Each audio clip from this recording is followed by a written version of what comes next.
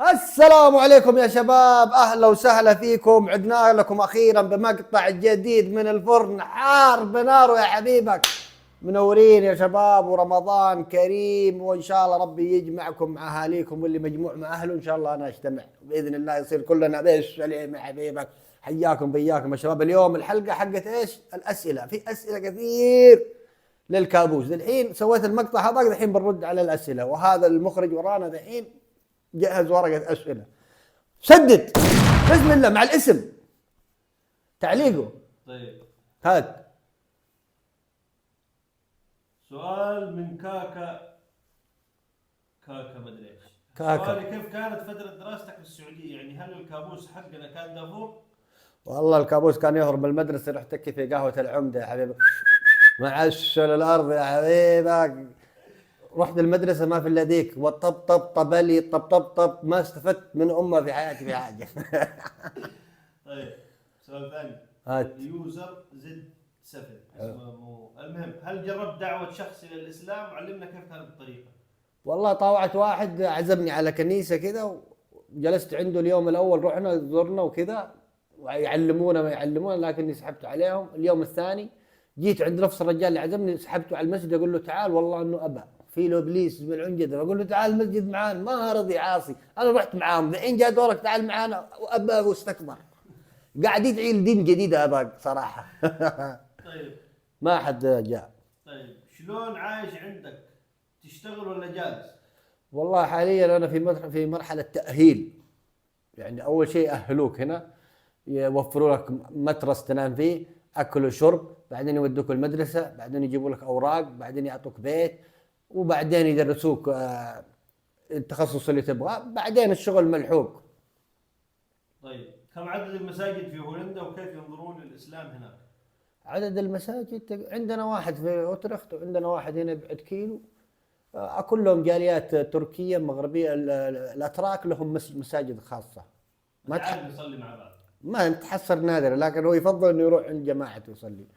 وفي الجاليه المغربيه وذا يعني تقريبا ثلاثه، ونظرتهم عاديه يعني، تقبلوهم.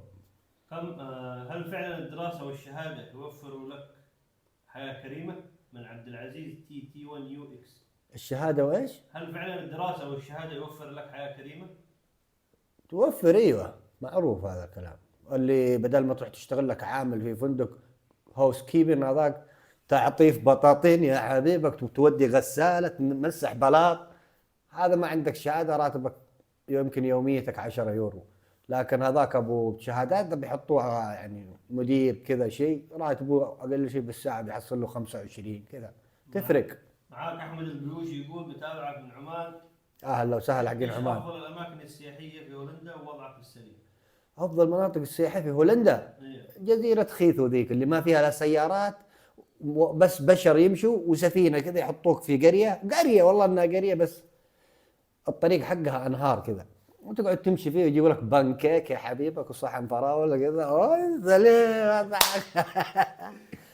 هذا افضل مكان. طيب، في سؤال من واحد اسمه بالإنجليزي نهايته أونلاين 6127، هل من الممكن أن تصبح غنيا مثل ايلون ماسك لأنك وصلت إلى جنة الله في الأرض؟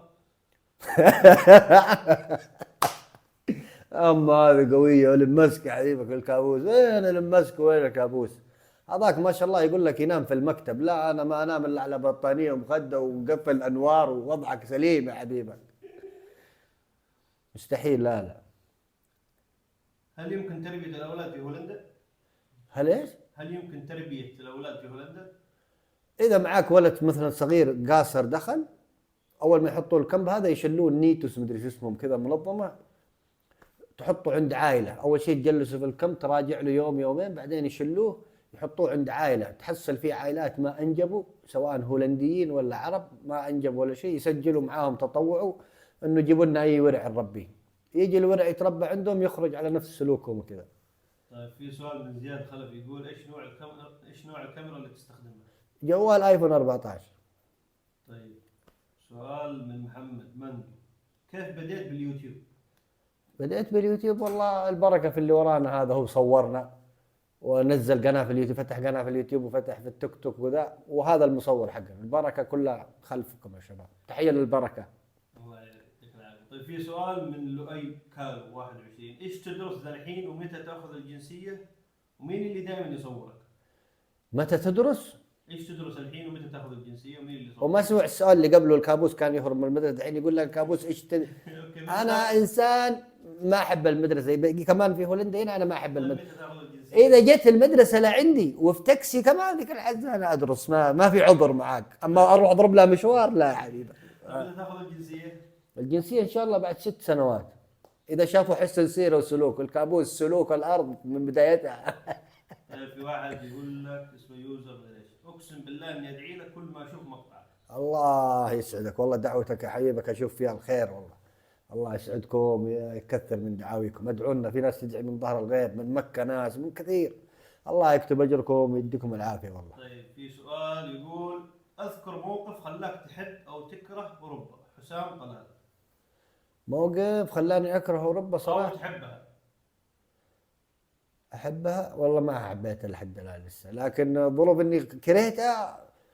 هنا في منظمة أحس إنهم كذا متفقين مع بعض يا أخي، ما تحس إنه إنسانية ما إنسانية، هذا في المحاكم، لكن في الدوائر الصغير صغير غسيل يا حبيبك. طيب متى اخر مره رحت فيها الحرم المكي؟ قبل ما أسافر يمكن بشهر. يعني تقريبا قبل سنتين ونص. آه. اصعب يوم مر في حياتك وتمنيت فيه لو ما نقاط، يعني اصعب يوم مر في حياتك. أصعب يوم في حياتي لما كنت جالس في الغابة تحت الأمطار، وبعدين جالس أتذكر كلام أبوي، يقول إيش يقول؟ إيه أنت بتروح أوروبا هناك لاجئ، إيش تفكر نفسك بيعطوك رتبة عمدة حي، أنت بيسجلوك مع اللاجئين. وقاعد أتذكر كلام هذا وأنا تحت الشجرة والدنيا مطر وكنا خايفين، والسيارة ما عاد جاء سحب علينا، خلونا في المطر يوم كامل. هذا شفت انه صراحه قلت ايش اللي وداك يا كابوس، ايش اللي هجولك هناك، كان جلست لك عند اهلك احسن لك. هذا صراحه اخس موقف صار لي. طيب في سؤال يقول ليش الغرب متحدين والعرب يحاربون بعضهم حتى في الرزق؟ والله بصراحه والله كلهم سوا، كلهم زي بعض، بس انه عيش حياتك انت وانبسط ما عليك، ما اذا انت منصب كذا هذيك الحزه ايوه روح قارن، اما انت مواطن عادي لا تهش ولا تريش تجي تقارن انا اشوف انه وضعهم يعني هم متحدين. والله صراحة سؤال لولا براسي. خلاص سكيب. سكيب على سوك يعني. طيب في سؤال من اخت مها، هل في عريس في اوروبا؟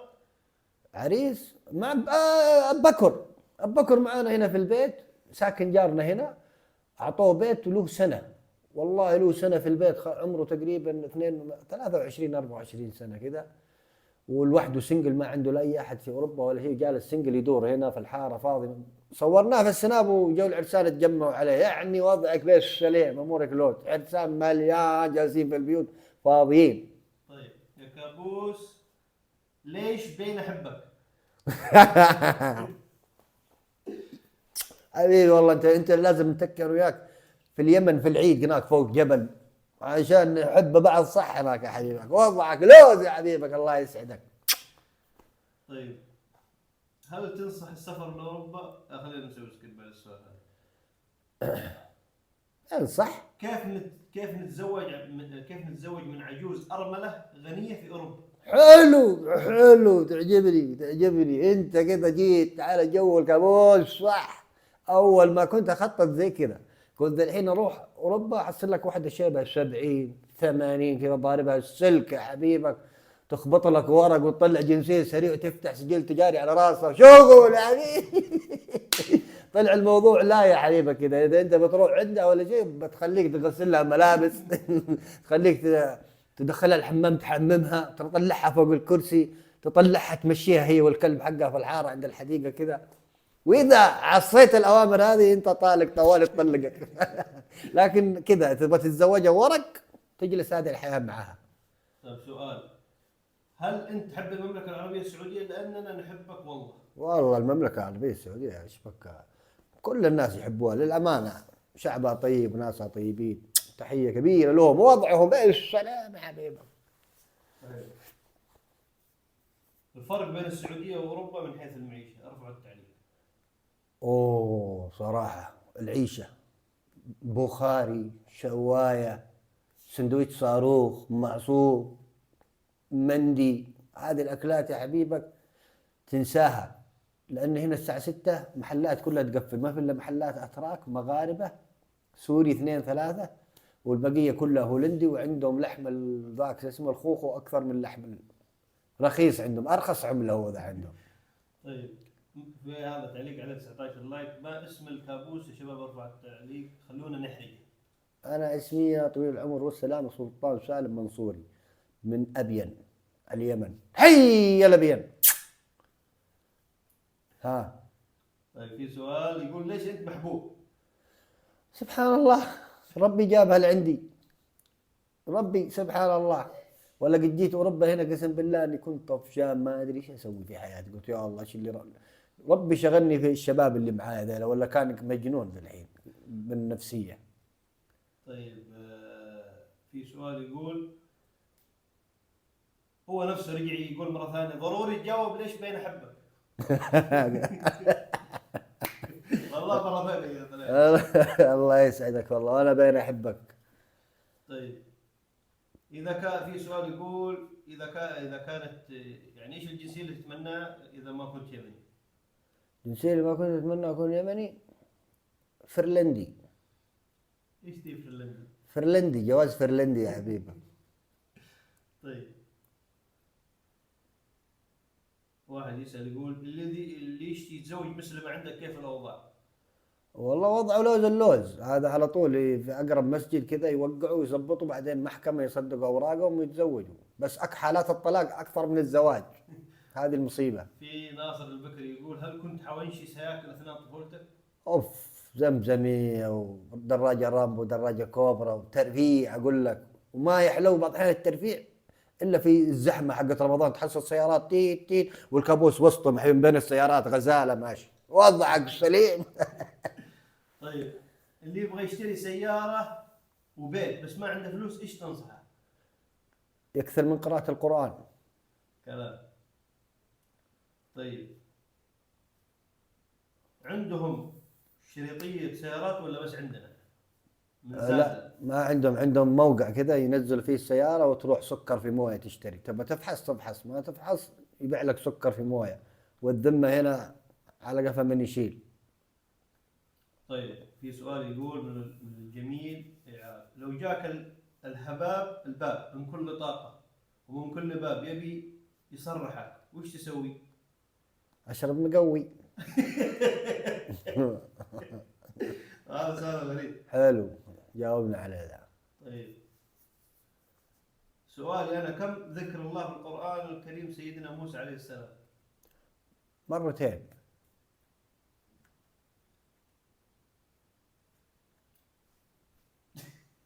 مرتين. ضحك ليش، غلط ولا؟ حلو. طيب، إذا في أحد يبغى يتواصل معك ويجي عندك وتفرفر فيه جولة سياحية يعني. ايش الكابوس تاكسي انا يعني ولا ايش؟ ايش شايفني عند المطار قاعد احمل ركاب وفرفرهم بهولندا؟ الا اذا يعني ما يعرف واحد ولا شيء، بس جايين زياره ويروحوا ايه، اما جاي نفس وضعي وامشيك لا، هذا كذا كبيره هذه وضعك انت كيف. طيب، سؤال يقول ليش تركت بلدك وهل تفكر ترجع ولا لا؟ نعم، حتى انا قد سالوني هنا قالوا لو زبطت الوضع في بلدك هل بتروح؟ قلت نعم اروح. قال ما تبغى تجلس هنا؟ قلت لا مشاكل بس في اليمن، الا بروح انا شو اسوي؟ امشي الغاز يزبط، اللمبات بدل ما هي 4 ساعات طافي وشنتين شغال تكون طول اليوم شغاله، والله ما عاد اجلس دقيقه اروح على طول. طيب، في سؤال من علي، ايش نمط شخصيتك؟ والله متقلب المزاج الكوي، يوم فرحان، يوم اصور، يوم ما اصور، يوم مبسوط، يوم يعني زي كذا. طيب، على حسب الشخصيه اللي لما اصحى منها توصل لك يا سليم يا. في سؤال يقول هل يراعون شعوركم في رمضان؟ والله ما حد يراعي شعورك ولا حد داري عنك. طيب، واحد يقول ايش رايك نقصها نخليها الجزء الاول اذا كويس نسوي جزء ثاني تبغوا كذا؟ خلاص، اخر سؤال. يلا، اذا عجبكم المقطع يا شباب اللي زي كذا اسئله وما اسئله، نسوي الجزء الثاني، اكتبوا لنا الجزء الثاني بنسوي اسئله بنرد على الناس كلها. واحد كتب لك يا كابوس وينك غايب يا كابوس والله ما يصلح. والله زي الكابوس للأمانة، في مرحلة اكتئاب شديدة شديدة جدا. سنتين من الاكتئاب، وكرينديزر مسك في صدري، وأنا وياه هنا خلف الماصة دي، خلف الجدار ده، نتحارب فيه أنا والليل. أقعد يعني. الحمد لله والله، وإيش وبذكر الله تطمئن القلوب. وضعك بالسليم. إذا تبغوا جزء ثاني اكتبوا لي، نبغى جزء ثاني أسئلة بنرد على أسئلة الناس كلها. أي عنده سؤال، مشاكل، أي سؤال كذا يخبط في راسك اكتبوا، ما عليك، الكابوس هنا يديك الجواب من الأخير. واللي ما رديت على سؤاله اللي ما ردينا والله يا شباب نعتذر، لأن في أسئلة كثيرة. 500 سؤال. 500. والجزء الثاني بنسوي أسئلة كذا كذا. إذا في لايكات على المقطع في تفاعل بننزل مقطع. حلو، هذا كلام وجيه من إنسان تافه. المهم يا شباب نشوفكم على خير. قفل.